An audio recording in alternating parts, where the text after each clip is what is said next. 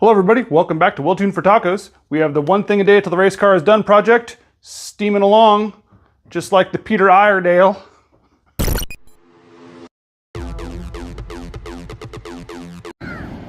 We're here at the shipwreck of the Peter Iredale. This thing crashed 120 years ago and it's still not as rusty as the rear subframe of my 1997 Subaru Impreza. So we're on day 20. There's 87 days left. So let's look at what we did this week and then look at what we're gonna do next week and start on all that. This week we battled a rusty seized wheel bearing. Just about exploded the big blue press in the process. My boy Blue over here doing all the work. He does the work I can't quite get done myself. So funny story, some girls match their toenails to their cars. I match my tools to my car. I mean, it's not the same blue exactly, but it is a nice blue. And it's really just, I don't know, it's really pleasant. It's good. It'll look better with an orange accent, but it's a good blue. After that, we pressed out some more bushings out of the rear subframe, which was also really rusty and crusty and corroded. And we've got new bushings being built by a friend of mine down in Salem, and he's 3D printing those bushings. So we're working on some revisions of those to get those correct. And then I'm gonna offer those to you guys for sale if you wanna buy them. Should be a pretty good option. Obviously you have to have a press to get the old ones out. Is it worth it? Probably not. But if you're like me, it is worth it. So that's what we're gonna do. After that, just more pressing of bushings, tearing things apart, and finding out how much of a pain in the ass the rusty ass rear subframe is on this car. So I took a little vacation out to the coast to relax, unwind for Mother's Day, and I found a 1995 Subaru Impreza washed up on shore. It's looking a little worse than this 97, but not a lot worse. And then we found some NVH material that was about 2.5 pounds of weight that we pulled off the rear end of the car, which brings us up to a total of about 55 pounds of weight savings. We're going to be putting about 12 pounds back in the car, so should about 13 pounds back in the car. Should net about 42 pounds of weight off the rear end. We may at some point put more weight back in the rear, like moving things like this radiator back there or something like that. I had talked about what the plan was. I don't really have a definite plan other than we cut the hole in the trunk to make room for activities. Activities can mean all kinds of things. This car shouldn't ever need more than one fuel pump, but this week we're going to be doing some more fuel system stuff on the car. I have 3 of these Walbro 450s, and as you can see, I didn't quite sink that one all the way to the bottom of the hanger. This is the one that I was running in the car. Now I've ran a lot of methanol through this, M5, M1. M5 is actually methanol with a little bit of nitro in it. And it held up okay. This is not submersible hose, and it's also held up okay, surprisingly. But you can see the corrosion probably from the methanol on this hanger. And then I can't remember if the level sender was working or not. We could check that real quick, actually. The old trusty dusty multimeter. Always check. 7.1. Those leads are awful. 9.1, 96, 97, so yeah, looks good.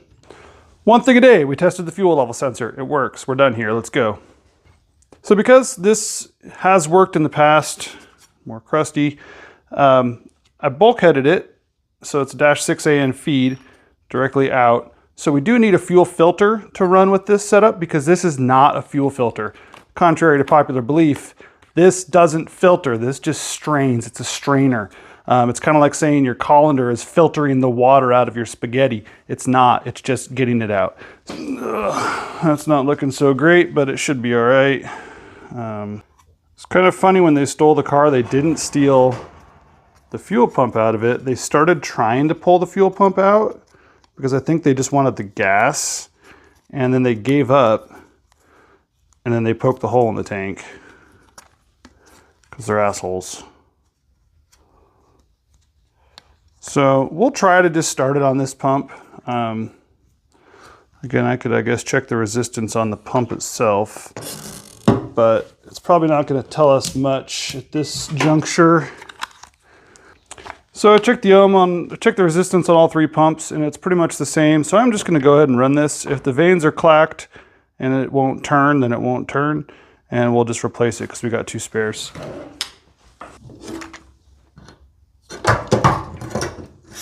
Now, I don't think I have all the hardware. I know I have some. When those assholes stole the car, they didn't leave me with my hardware.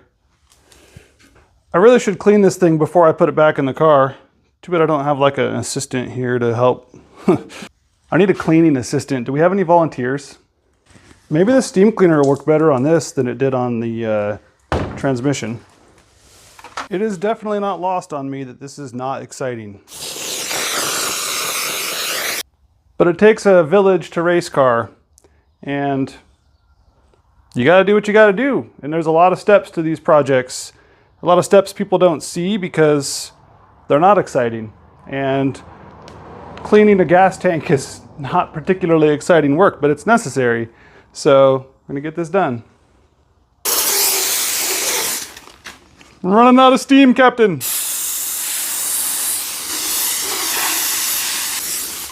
I think that's working pretty good.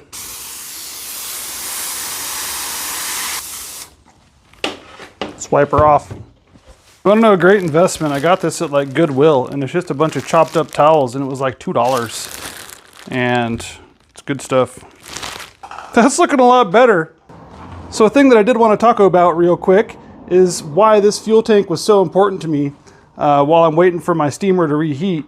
This is a non-saddle tank design. If you look at this, you'll see it's only got one hump instead of two, but it still has a fairly decent capacity. It holds 11 gallons, 11.2 or something. But because it doesn't have the two humps, you never have to worry about a bunch of your fuel being stuck on that side and not transferring over to this side, because this is the side that the fuel pump hanger sits in. So this degreaser is actually working really good on this tank. It worked not so good on the transmission, but for things like this fuel tank, it's working pretty awesome. In fact, this kind of scale was coming right off, so that's kind of exciting.